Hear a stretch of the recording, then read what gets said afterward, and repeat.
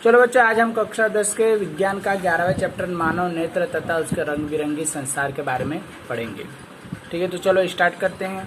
तो पिछले अध्याय में आपने लेंस का द्वारा प्रकाश के परावर्तन के बारे में अध्ययन किया है। आप लेंस के द्वारा बने गए प्रतिबिंबों की प्राकृतिक स्थिति और उसके अपेक्षित साइज के बारे में भी अध्ययन कर चुके हैं कि मतलब किस प्रकार से उसके क्या आकृति छोटी या बड़ी किस तरह से लेंस के द्वारा दिखाई देती है, वो हम पढ़ चुके हैं। ठीक है, आगे देखें तो यह ज्ञान मानव के नेत्र के अध्ययन में हमारी किस प्रकार से सहायता कर सकता है। मानव के नेत्र प्रकाश के उपयोग करता है और तथा हमारे चारों ओर की वस्तुओं को देखने के लिए हमें समर्थ बनाता है। इसके लिए संचार में हमें लेंस होता है। मानव नेत्र में लेंस का क्या प्रक्रिया है। चश्मे का उपयोग किया जाने वाले लेंस की दृष्टि से दोष को किस प्रकार से संशोधित करते हैं, इसके लिए हम इन प्रश्नों पर विचार करेंगे। मतलब कि लेंस, आंख में जो लेंस लगाए जाते हैं, छोटे से आते हैं, पुतलियों की तरह आपके लेंस होते हैं, वो लेंस को लगा करके किस तरह से आंखों के दोष होते हैं जो पास या दूर के नहीं दिखाई देता, उसके लिए किस प्रकार से उसे दूर किया जाए, उसके बारे में आज हमको पढ़ना है। पिछले अध्याय में हमने प्रकाश के तथा उसके कुछ गुणों के बारे में अध्ययन किया था। इस अध्ययन में हम इन धारणाओं के प्रकृति के कुछ प्रकाशीय परिघटनाओं को ध्यान में उपयोग करेंगे। इससे इंद्रधनुष बनाने श्वेत प्रकाश के रंगों के अपेक्षा होने वाले तथा आकाश के नीले रंगों के बारे में चर्चा करेंगे। मतलब प्रकाश के इंद्रधनुष के बारे में आप जानते हैं, बारिश में जब इंद्रधनुष दिखाई देता है तो उसके बारे में हमको क्या पढ़ना है। तो चलिए हम स्टार्ट करते हैं मानव के नेत्रों के बारे में। मानव का जो नेत्र है उसके बारे में हमको पढ़ना है। तो मानव के नेत्र के बारे में आप देखते हैं तो मानव के नेत्र एक अत्यंत मूल्यवान एवं सुग्रहित ज्ञान केंद्रीय है। मतलब कि बहुत कीमती मानी जाती है और इसका ये क्या एक सुग्रही मतलब सबको समझने वाली क्या एक ज्ञान केंद्रीय मतलब से ज्ञान मिलता है। देखते ही आपको दिमाग में लाइट हो जाए कि क्या चीज़ है। इस तरह हम अपने अद्भुत संसार तथा हमारे चारों ओर के रंगों को देखने योग्य बनता है। मतलब रंगीन रूप से हम इसको देख सकते हैं, सबको क्या देखा जा सकता है।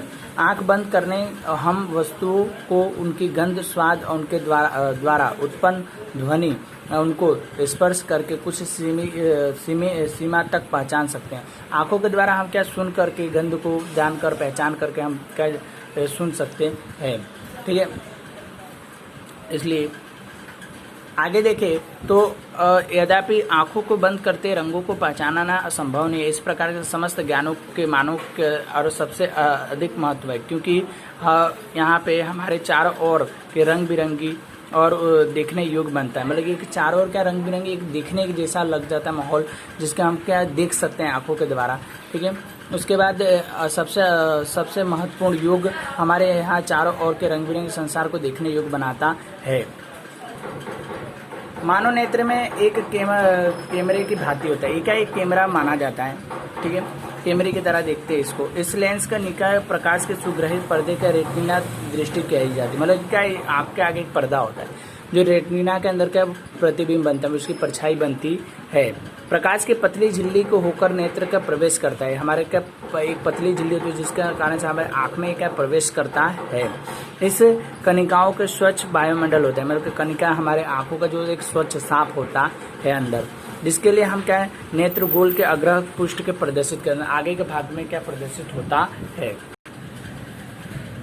नेत्र में गोलों की आकृति अलग अलग गोलाकार होती है। इसके लिए व्यास के लिए 2.3 सेमी के होते हैं। हमारे आंख की जो गोलाई होती है 3.2 सेमी की मानी जाती है। इसमें प्रवेश करने वाले प्रकाश की किरणें का अधिकांश कॉर्निक बाह्य पृष्ठ पर होता है, मतलब बाहर के भाग में होता है। क्रिस्टल के लेंस का केवल विभिन्न दूरियों पर रखी वस्तु का रेटिन के फोकस दूरी करने के लिए आवश्यकता फोकस दूरी की सूक्ष्म समायोजित मतलब कि दूर की वस्तु को देखने के लिए हमें थोड़ी आंखें छोटी करनी पड़ती है। कर्मेर पीछे के एक संचार होता है, एक परिवर्तिक कहा जाता परितारिका कहा जाता है।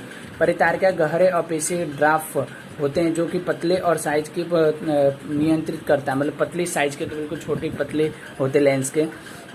नेत्रों में प्रवेश करने वाले प्रकाश के मात्र नियंत्रणों के अभिनेत्र लेंस के रेटिना पर किसी भी प्रकार का उल्टा वास्तविक प्रतिबिंब बनता है। जैसे कोमल और सूक्ष्म झिल्ली होती है। मतलब हमारे आंखें की जो पुतली है बिल्कुल पतली होती है और वो सामने की रोशनी हमारे उस पुतली पर जाके पड़ती है।